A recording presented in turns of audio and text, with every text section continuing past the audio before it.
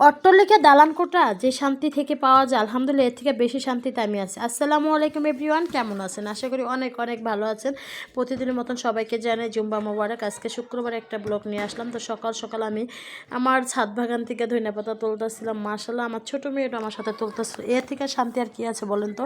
অনেক সময় দেখবেন বিল্ডিং ঘরে থাকবেন কোনো শান্তি নেই, কিন্তু এরকম সবুজ প্রাকৃতিক দেখতে গেলে এমনি কোনো একটা শান্তি লাগে। আমার কাছে তো বেশ শান্তি লাগে, কার কাছে কেমন শান্তি লাগে বাট আমি জানি না, বাট আমার কাছে অনেক শান্তি লাগে। মাশাআল্লাহ দেখেন সকাল সকাল যে আমি এরকম পানি দেই এরকম শান্তি লাগে। আবার টুকটাক সবজি ছিঁড়ি, ফল ছিঁড়ি। তো যাই হোক, আজকে ছিল শুক্রবার, আজকে গরুর মাংস ছিল না বাসায়, তো আজকে ব্রয়লার মুরগি রান্না করব। তো এইগুলো সবগুলো আমি ছাদে থেকে এসে হয়েছে তাড়াতাড়ি করে সব কিছু করতেছিলাম, রান্না করতে। ছাদে থেকে গেলে একটু দেরি হয়ে যায়, কারণ এই গাছে এটা হয়ে যায়, এই গাছে এটা ঠিক করতে এটা ঠিক করতে। তো এইভাবে সব কিছুই করে আমি ব্রয়লার মুরগিটা আজকে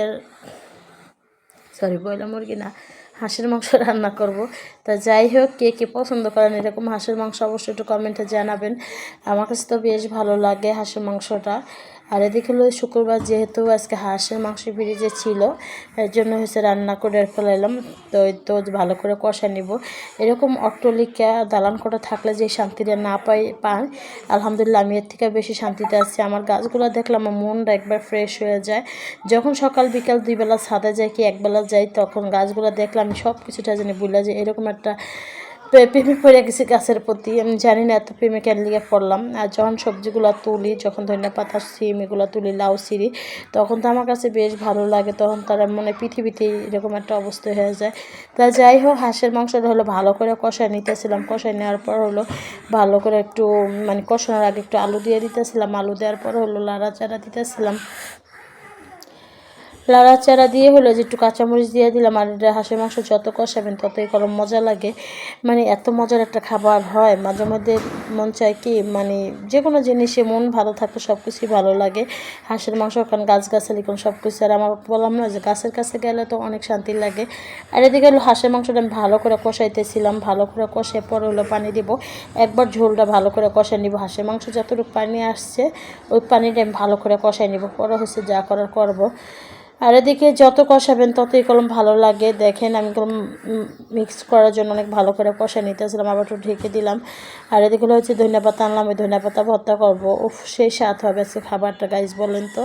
আর এদিকে দেখেন হাঁসের মাংসটা আমি যতক্ষণ কষাইতেছি দেখেন একবার কষা কষা হয়ে গেছে।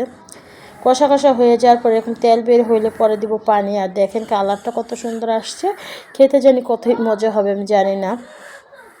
দেখেন একবার তেল বের হয়ে আসছে কষাইতে কষাইতে। এখন হলো আমি ফাইনালি পানি দিয়ে দিব, কারণ পানি না দিলে তো সিদ্ধ হবে না। আর হাঁসের মাংসটা বেসিক্যালি অনেক শক্ত থাকে।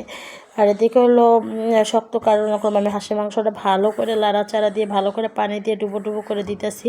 এই ঝোলটা একবার মাখা মাখা করে দিব, তাহলে হাঁসের মাংসটা খাইতে ভালো লাগে। বেশি ঝোল আমার কাছে বেশি পছন্দ না, একবার একটা মাখা মাখা ঝোল হলো এটা বেশি মজা লাগে।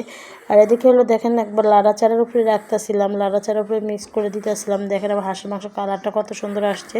তাই তো আলহামদুলিল্লাহ আজকের খাবার দেখেন কত আয়োজন করে ফেলেছে। এদিকে আমার হাজব্যান্ড আসার পর কিছু ফল কাইটা দিলাম। আর এদিকে হলো বাচ্চাদের বিকালবেলা নুডলস রান্না খাইতে চাইছে, নুডলস রান্না করে দিলাম আজকে অন্যভাবে।